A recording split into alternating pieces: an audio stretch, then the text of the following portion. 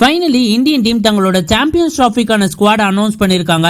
And அந்த ஸ்குவாட்ல நிறைய debates பாத்தீங்கன்னா நமக்கு இருக்கு. சுப்மன் கில்ல வைஸ் கேப்டனா பாத்தீங்கன்னா அப்பாயிண்ட் பண்ணிருக்காங்க. சஞ்சு சாம்சன், சிராஜ் போன்ற பிளேயர்ஸ் பாத்தீங்கன்னா நல்ல பெர்ஃபார்ம் பண்ணியும் பாத்தீங்கன்னா மிஸ் அவுட் பண்றாங்க இந்த ஸ்குவாட்ல இருந்து. அண்ட் இந்த ஸ்குவாடோட ஓவரால் ரிவ்யூ தான் நம்ம இந்த வீடியோல பார்க்க போறோம். So let's get started. Indian team champions டிராஃபிக்கான ஸ்குவாட ரொம்பவே டிலேடா தான் பாத்தீங்கன்னா அனௌன்ஸ் பண்ணாங்க. 12:30க்கு அனௌன்ஸ் பண்ணுவோம் அப்படின்னு சொன்னாங்க. பட் 2:33க்கு மாதிரி தான் பாத்தீங்கன்னா அனௌன்ஸ் பண்ணாங்க.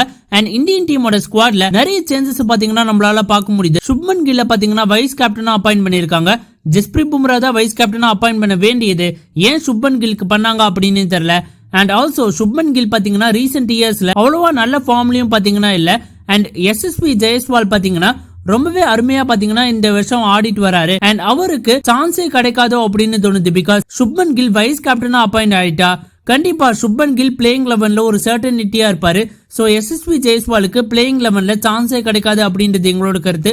சோ அதன் காரணத்துல எஸ்எஸ்பி ஜெயஸ்வாலுக்கு சான்ஸ் மறுக்கப்பட்டதோ அப்படின்னு எங்களுக்கு தோணுது. அண்ட் ஆல்சோ முகமது சிராஜா பாத்தீங்கன்னா ஓடிஐ கிரிக்கெட்ல இருந்து டிராப் பண்ணது ரொம்பவே தவறான விஷயமா நாங்க பாக்குறோம். Over the years Mohammed Siraj பாத்தீங்கன்னா ஓடிஐ கிரிக்கெட்ல ரொம்பவே எக்ஸலண்டா பாத்தீங்கன்னா பெர்ஃபார்ம் பண்ணிருக்காரு.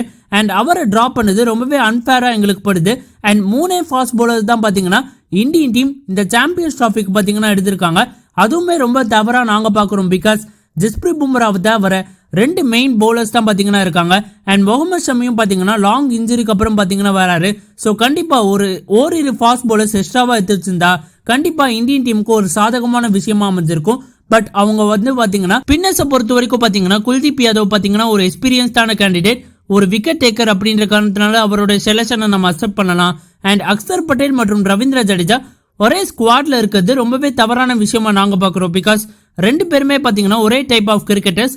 சோ 2 பேர்ல ஒருத்தர் இருந்தா பாத்தீங்கன்னா இந்தியன் டீமுக்கு ஒரு இன்னொரு ஆப்ஷன் பாத்தீங்கன்னா ஓபன் அவுட் ஆயிருக்கும். அண்ட் வாஷிங்டன் சுந்தரோட பிக்குமே ரீசனபிள் பிக்காக தான் நாங்க கருதுறோம். அண்ட் பேட்டர்ஸை பொறுத்த வரைக்கும் பாத்தீங்கன்னா ஸ்ரேயஸ் ஐயர், KL ராகுல் போன்ற பிளேயர்ஸ் பாத்தீங்கன்னா வருஷம் பாத்தீங்கன்னா ரன் அடிச்சுட்டே இருக்காங்க. சோ கண்டிப்பா அவங்களோட பிக்கும் பாத்தீங்கன்னா ரொம்பவே அருமையான பிக் அப்படின்றதுல எந்த விதமான மாற்று கருத்துமே இல்ல. ரோஹித் சர்மா மற்றும் விராட் கோலி பாத்தீங்கன்னா ரீசென்ட் இயர்ஸ்ல அவ்வளவா நல்ல ஃபார்ம்ல இல்ல. சோ ஹோப்ஃபுல்லி அவங்களோட ஓடிஐ கிரிக்கெட்ல பழைய மாதிரி ஆடுவாங்க அப்படின்னு நம்ம நம்புவோம். அண்ட் விராட் கோலி மற்றும் ரோஹித் சர்மா தான் இந்த டீமோட ஸ்பியர் ஹெட்டா பாத்தீங்கன்னா இருக்க போறாங்க.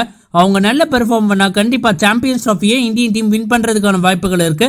அண்ட் துபாய் கண்டிஷன்ல தான் எல்லா மேட்சும் ஆட போறோம் அப்படின்ற காரணத்தினால கண்டிப்பா சாம்பியன்ஸ் டிராஃபிக்கு போறதுக்கு முன்னாடி கண்டிப்பா இந்தியன் டீம் ஒரு ஃபேவரட்ஸா இருக்க போறாங்க. அண்ட் உங்களோட ஒப்பீனியன் என்ன? இந்தியன் டீம் சாம்பியன்ஸ் டிராஃபியை ஜெயிப்பாங்களா அப்படின்றத மறக்காம கமெண்ட் பாக்ஸ்ல கமெண்ட் பண்ணுங்க. அண்ட் இந்த வீடியோ பிடிச்சிருந்தா லைக் அண்ட் ஷேர் பண்ணுங்க. And more importantly Tamil updates plus YouTube சேனலுக்கு மறக்காம சப்ஸ்கிரைப் பண்ணுங்க நண்பா.